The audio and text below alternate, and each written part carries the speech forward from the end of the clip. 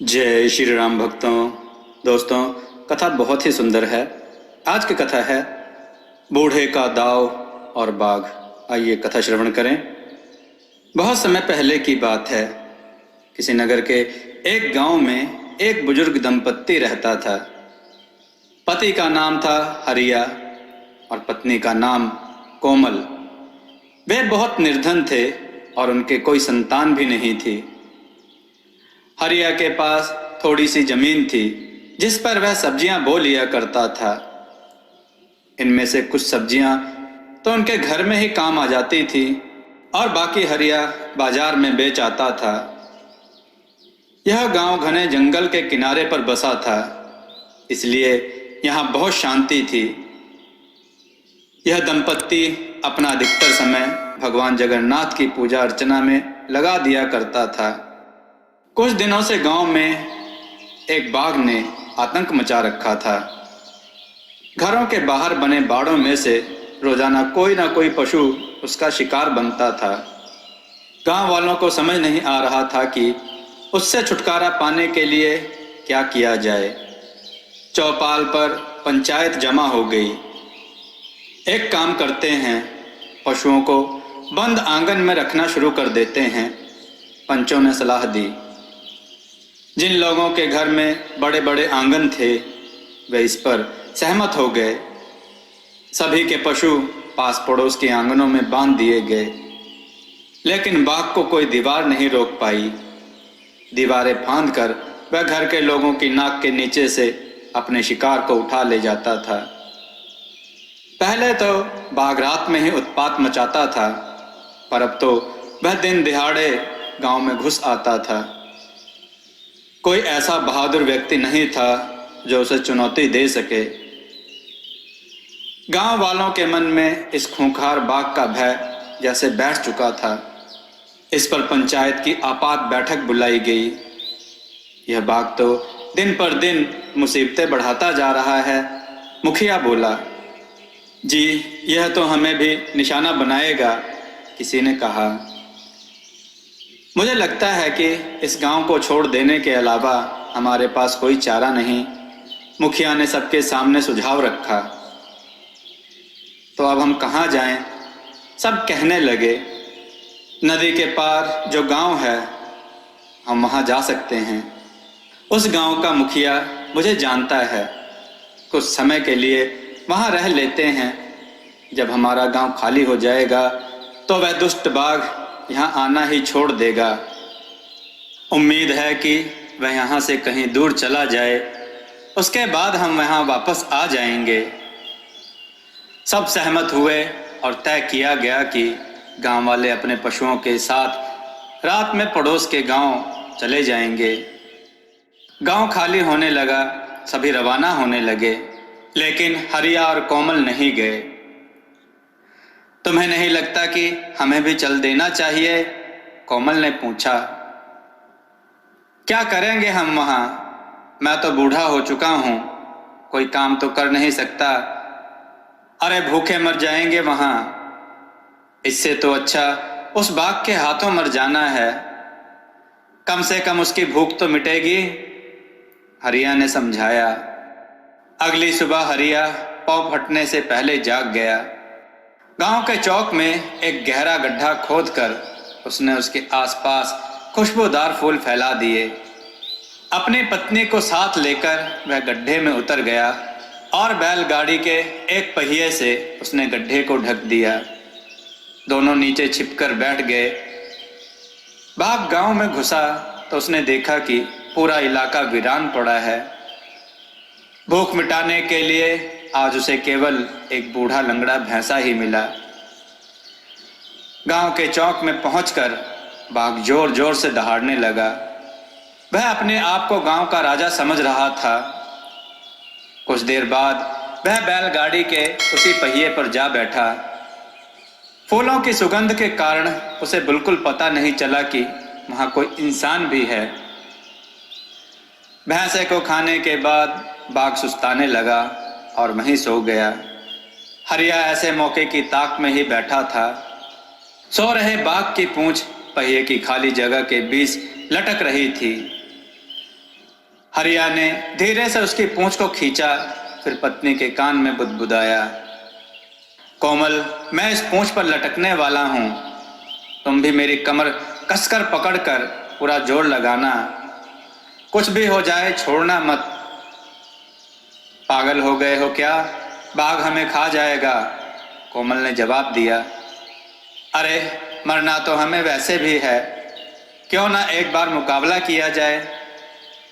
इतना कहते ही हरिया झटके के साथ बाघ की पूंछ पर लटक गया। गड्ढे के ऊपर रखे पहिए पर नींद ले रहा बाघ सपने में एक मोटी गाय का शिकार कर रहा था। अचानक उसे लगा कि उस गाय ने अपना एक पैना सींग उसके पिछले हिस्से में घुसा दिया है। आओ, वह चिल्लाया और जाग गया। उसे लगा कि वह ठीक से खड़ा भी नहीं हो पा रहा है। तभी उसने पहिए की ताड़ियों में से नीचे झांका। उसे मालूम पड़ा कि एक बूढ़ा उसकी पूंछ को पकड़े हुए है और बूढ़े की कमर को एक बुढ़िया ने पकड़ रखा है। बाघ जोर जोर से दहाड़ने लगा, लेकिन हरिया ने उसकी पूंछ को बिल्कुल नहीं छोड़ा। अपनी पूंछ को छुड़ाने के लिए बाघ कभी ऊपर उछले, कभी नीचे, कभी दाएं उछले तो कभी बाएं। उसने सभी प्रयास करके देख लिए, पर अपनी पूंछ को वह नहीं छुड़ा पाया। आखिरकार बाघ ने पूरा जोर लगाकर पूंछ को खींचा। आह, उसकी चीख निकल पड़ी। पूंछ वाले हिस्से पर उसे बहुत जलन महसूस हुई। डरते डरते उसने पीछे देखा। वह दहाड़े मार कर रोने लगा जब उसने देखा कि उसकी प्यारी पूंछ उसके शरीर से अलग हो चुकी है। दर्द के मारे तो उसका बुरा हाल हो ही रहा था। उसे शर्म भी बहुत आ रही थी। बिना इधर उधर देखे वह जंगल की ओर भाग खड़ा हुआ। भाग गया दुष्ट, पर अभी पलटकर आएगा, हरिया ने पत्नी से कहा। कोमल चिल्लाई, मरवा दिया तुमने तो, अब क्या करें। वे दोनों गड्ढे से बाहर निकल आए। चारों ओर नजर दौड़ाते हुए हरिया बोला, आओ नारियल के इस पेड़ पर चढ़ जाएं। मैं उस पेड़ पर चढ़ पाऊंगी क्या? कोमल बौखलाकर बोली। कोई चारा नहीं है, जल्दी करो, अगर रुके तो वह हमें खा जाएगा। कोमल और हरिया धीरे धीरे पेड़ के सबसे ऊपरी हिस्से पर पहुंच गए। उन्होंने स्वयं को पत्तों के बीच छिपा लिया। इस बीच बाघ चिल्लाता चीखता जंगल में अपनी गुफा में जा पहुंचा। वहां उसके माता पिता, दो चाचा और एक भतीजा, नाना नानी दौड़े दौड़े आ पहुंचे। बाघ को लहूलुहान देख उसके परिवार वाले आग बबूला हो गए। चलो चलकर उन लोगों को सबक सिखाएं, बाघ के नाना ने कहा। सभी एकजुट होकर ऐसे दौड़े जैसे राजा पुरुषोत्तम के सिपाही कांची पर विजय प्राप्त करने के लिए भागे थे। बाघों की फौज गांव में घुस गई और उन्हें तलाशने लगी। काफी ढूंढने के बाद भी वे नहीं मिले। गांव के कई चक्कर लगा लेने के बाद वे सब उसी पेड़ के नीचे आ खड़े हुए। अचानक हरिया को छींक आ गई। बाघों की नजर एक साथ ऊपर गई। उन्होंने देखा कि बुढ़ा और बुढ़िया दोनों नारियल के पेड़ पर टंगे हैं। नीचे उतारो इन्हें, दांत पीसते हुए बाघ का चाचा बोला। खुद तो वे दोनों नीचे उतरने वाले थे नहीं। सवाल उठ खड़ा हुआ कि उन्हें उतारा कैसे जाए। सबकी सहमति बनी कि एक के ऊपर एक चढ़कर उन दोनों तक पहुंचा जाए। बाघ को सबसे नीचे खड़ा किया गया, फिर उस पर उसके चाचा, फिर उसके ऊपर चाची। इस तरह सब एक के ऊपर एक चढ़ते गए। ऐसे करते करते एक ऊंचा स्तंभ बनने लगा। अब कोमल के दिल की धड़कन तेज होने लगी। वह बोली, अब हमें कोई नहीं बचा सकता। मूर्ख, कुछ सोचने दो मुझे, हरिया चिल्लाया। अगले ही पल वह बोला, एक काम करो, रोना धोना जारी रखो। इतना कहने की देर थी कि कोमल दहाड़े मार मार कर रोने लगी और चिल्लाने लगी, हे मेरे भगवान, अब क्या होगा? बाघ तो हमें खा जाएंगे।